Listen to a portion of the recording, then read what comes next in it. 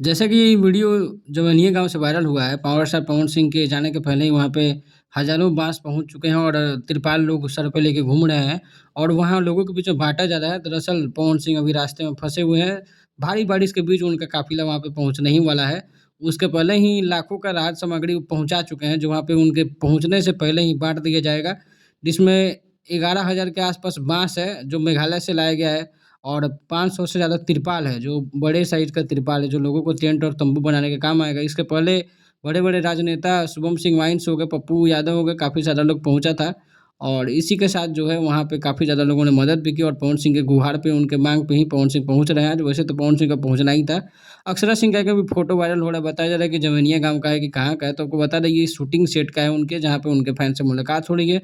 गाँव का सीन होने के कारण लोगों को ऐसा लग रहा है कि अक्षरा सिंह भी जवनिया गाँव पहुँची हैं। काश ऐसा होता कि भोजपुरी के सभी कलाकार वहाँ पे पहुँचते और लोगों की मदद करते। खैर बिहार बाढ़ प्रभावित क्षेत्र है, यहाँ पे राजनेता का तो उम्मीद छोड़ दीजिए इलेक्शन के टाइम में, लेकिन यहीं बड़े-बड़े एक्टर्स हैं, जिनसे लोगों को ख़ासा उम्मीदें रहती हैं। पवन सिंह जब पहुँचेंगे तो उनका वीडियो ज़रूर देखने को मिलेगा। तब तक के लिए थैंक यू।